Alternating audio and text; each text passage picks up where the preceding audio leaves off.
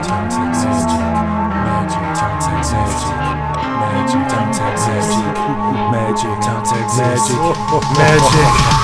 there is some magic you don't understand, who you gonna call? Trickbusters! Welcome to the Trickbusters show. I'm Grandpa Tolas, and actually I'm escaping from David Copperfield. He made all our video removed from YouTube. It's not very far, David. Okay, I'm going to pass through this wall, just as he did.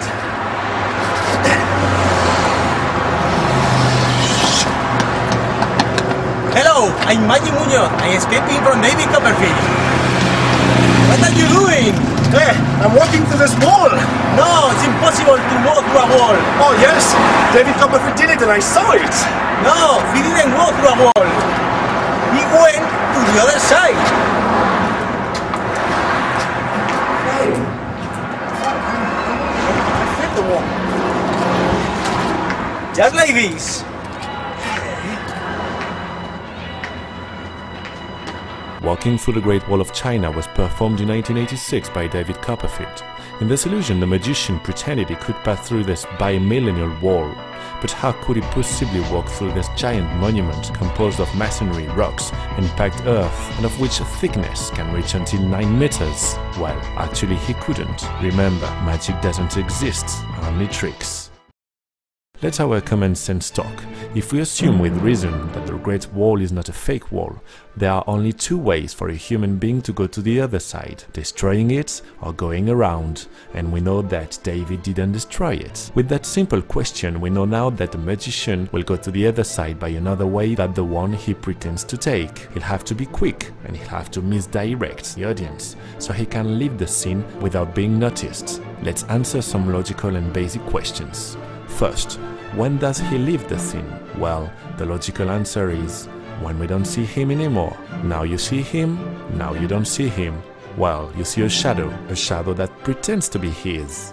But would you swear it's actually him behind the curtain? Don't ever bet. You'd lose. Second question, if it's not him behind the sheet, where is he now? Well, I suppose he's in the item that will leave the scene first, the piece of material that will go round the wall as a simple piece of stuff, a thing that nobody will pay attention at. What leaves first? Let's see. Have you seen it? The stairs. David Copperfield is actually hidden inside the stairs and leaves the scene when you think he's still behind the sheet. Watch closely this scene and ask yourself what the purpose of this towel is. Do you need a white towel to walk through a wall? Well, it is called misdirection in magic. They attract your eyes in a direction, while they do the trick in another direction. In magic performances, never watch where they want you to watch. Pay attention to the assistant in the back, hidden behind the other assistant and their pathetic little show with the towel. What is he doing? Why is he manipulating the stairs? Well, is it something to do with the fact that our magician is hidden in it? Well, I guess so. Now David Copperfield slips onto the stairs. Now the assistant closes the trap. And it's done. If you watch closely, you see the first step of the stairs is put under the cage. What for? Well, to allow David to go inside by a trap made in the floor of the platform, I suppose. Let's solve now the mystery of the shadow. If there is a switch between Copperfield and a body double, if David goes in the platform, why do we don't see his shadow in the cage? Well, it's simple. It's just a light effect. You can try it at home. If you point a lamp against a wall, for instance, and pass your hands in front of the bulb, you'll see its shadow on the wall. But if you pass your hand just under the lamp, or on the sides of it, you won't see it. It is the same effect here. In the cage, 2 areas of no light are designed, one under the projector and one at its right, just against the wall, made by the angle of the light, which points a little bit towards its left, to keep a place on the dark at its right. When Copperfield pretends to enter the cage, he actually does it, but kneels at the same time, and his double, who had gone out his secret place in the platform when the curtain was raised, stands and takes his place, projecting his shadow on the sheet of the cage. Look how his knees, which were bent on the floor, deploy themselves when he stands. At this moment, David, who is now in the no-light area, passes by a trap and goes into the stairs. The double body makes some theatrical movements while he enters slowly the no-light area. At this moment, David is long gone. What happens to the double man when they remove the sheet? Well, first possibility, he escapes just behind the sheet at the same moment this one is removed. Second possibility, our favorite, he's still here. But you don't see him, do you? He's in the platform. You'll say, but there is no room to hide a man in it. Are you that sure?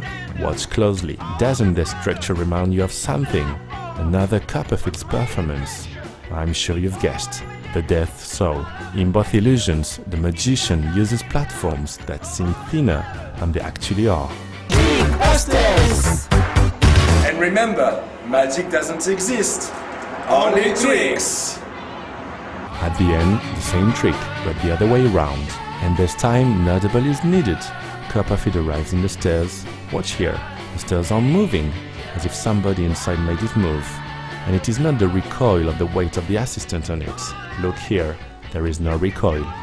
Copperfield is actually climbing the stairs inside them and reaching the platform passing by the trap. He's now in the cage, under the projector in the no-light area. He stands up in the right no-light area and then enters slowly in front of the light to have his shadow drawn on the sheet.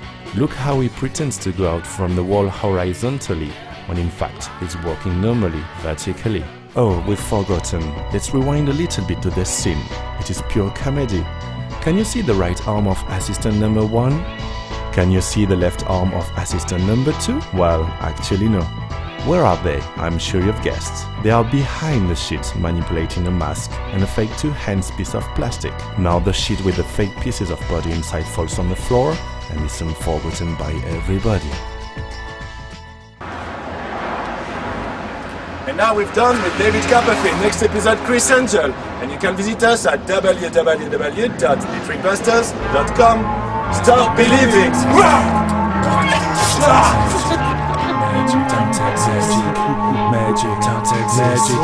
Magic.